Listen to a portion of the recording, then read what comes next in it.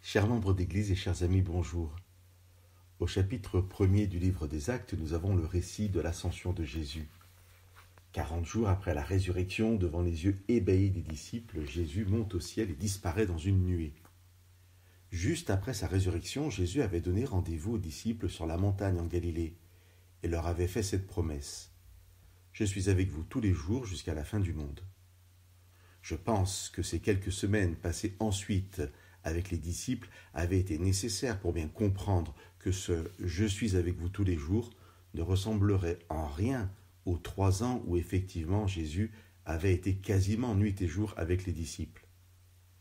Jésus monte au ciel et ses paroles prononcées le jeudi de la Pâque avant son arrestation prennent alors tout leur sens. « Je vous enverrai un autre consolateur, l'Esprit Saint ». Avec le départ du Christ et la venue de l'Esprit Saint, le merveilleux plan du salut continue de s'accomplir.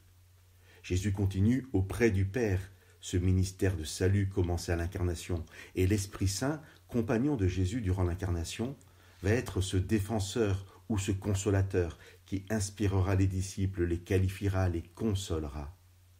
Quand Jésus disparaît dans la nuée, 2 hommes en habits blancs se présentent aux disciples et disent « Hommes de Galilée, pourquoi restez-vous là à scruter le ciel ?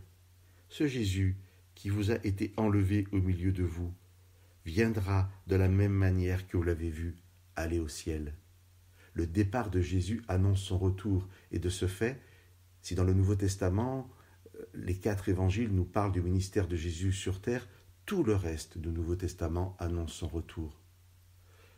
2000 ans plus tard, nous sommes dans cette attente de ce retour, persuadés que ce retour est pour bientôt. Chers amis, j'aimerais vous laisser aujourd'hui ces paroles prononcées par Jésus le jeudi de la Pâque, que nous puissions vraiment accueillir ces paroles comme la double réalité de voir bientôt Jésus revenir, mais de savoir aussi que chaque jour, il est auprès de nous par son esprit.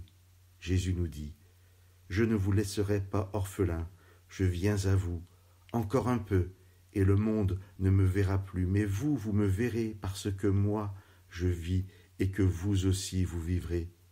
En ce jour-là, vous saurez que moi je suis en mon Père, comme vous en moi et moi en vous.